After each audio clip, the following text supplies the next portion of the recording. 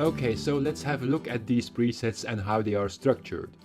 There are 13 preset folders in total, 2 one-click looks folders and 11 tweaks folders. Clicking on the little disclosure triangle in front of a preset folder will open it and display the presets it contains. As you probably know, a Lightroom preset is nothing else than a recorded combination of specific values of slider settings and checkboxes in the right-hand panel of the Develop module.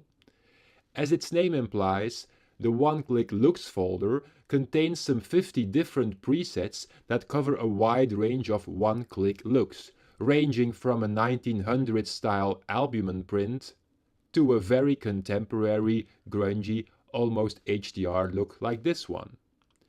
If you can spare the screen real estate, I really advise you to have the navigator window open while you use this preset system, because it gives you a really nice preview before you have to click on a preset to actually apply it.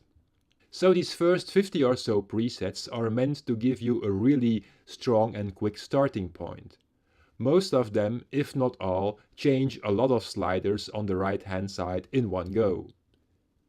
It is best to use these presets at the start of your workflow and then later tweak crucial settings such as exposure afterwards to better suit the specific image at hand. The idea is that you hover over the presets and watch how the navigator window updates and then click on the one that you like best.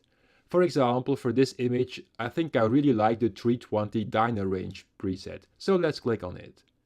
So you see that this particular preset changes a number of sliders in the basic panel, obviously also in the black and white panel, and in the effects panel, where it adds a vignette and some grain. Now, if on second thought you don't like a particular one-click preset, the best way to proceed is just to type Command-Z or Control-Z on a Windows machine to undo the preset and then try another one from the list. Or, as we'll see later in the next video, you could also tweak the result of the first preset with one or more presets from the Tweaks section over here. Anyway, for now, let me just undo the previous preset. Sometimes, at least that's what I hope, you'll find that more than one preset would go nicely with an image. For example, suppose I hesitate between 500 New Crunchy Contrasty and 600 Gritty City for this particular image, and I want to see both effects up close. In that case, I could make a virtual copy of my original image first by pressing Command or Control apostrophe and then applying the first preset to the original and the second one to the virtual copy. I can then press the F key to show the images in full screen view and use my left or right arrow key to toggle between them. In the advanced tips video, I'll show you a cool little plugin that builds upon this idea a little more. As mentioned, the intended workflow in these one-click presets is to undo the first preset before you try a second one on the same image. Because if you stack one preset on top of another without undoing first, you will get a different result than if you apply the second preset after undoing the first one first. Take this preset for example. As you can see from the effects panel, it adds a vignette among other things. Now let me undo it by pressing Command-Z. This preset here, the 315 Custom Black and White plus DR High, on the other hand, does not add a vignette. So when I would apply this preset after the first, without undoing the first, the net result would be an image with a vignette. If I had undone the effects of the first preset first, the result would not have a vignette. This doesn't mean that you cannot achieve some unique looks by simply combining these one-click effects one after the other. In fact, some of the presets in here are the results of my playing around with some of the other ones and combining them into one new preset. So there really is no right or wrong. After all, some of the world's greatest inventions were made by people who deliberately didn't follow the manual. I just wanted you to be aware of the difference between both ways of working.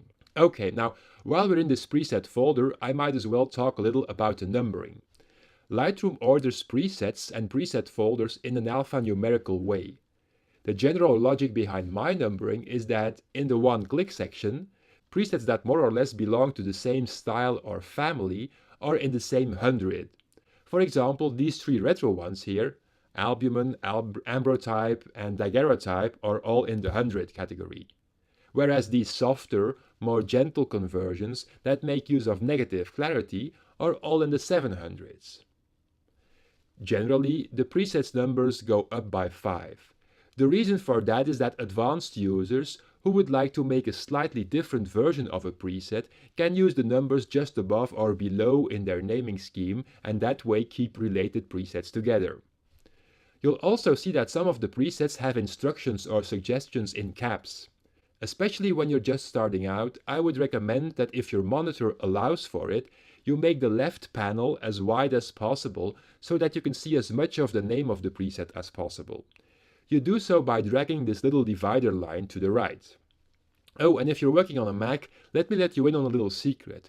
When it looks like you can drag no further, hold down the Option key while dragging and you'll see that you can actually widen the panel even more. Now don't forget that if you temporarily want to close the left and right panels to get a better view of your image, you can press the Tab key. Additionally, your download will include a PDF with screenshots of all of the preset folders. Now the very first preset, OO Optional, is a bit of an odd one out in that it is meant to be used first whenever your image's exposure is really off, like on this image for example. It's just an auto tone adjustment, it doesn't do anything else. You could also apply it after one of the one-click look presets, and for the same reason I explained above, the results may look different than when you apply it beforehand. Now, before we move on to the tweaks presets, let me tell you what the use of this favorites folder is. As you see, when I twirl it open, it is actually empty. Now Lightroom does not really have a way of letting you specify favorite presets. So there are two things you can do. The first is if you want to move your favorite preset to the top of a folder, you can right-click on the preset's name and then just type a space in front of the name as I'm doing here. Now remember that presets are listed alphanumerically and a space comes before numbers, even before 0, so that preset would move to the top of the list. Now let me undo that because I want to show you another way, and that is what this favorites folder is all about. Here the idea is to simply drag your favorite one-click presets from their folder to the favorites folder. And the advantage of this approach is that you can use a very cool plugin called Accessor to quickly have Lightroom build virtual copies of that favorites folder. I will show you how to do that in a later video.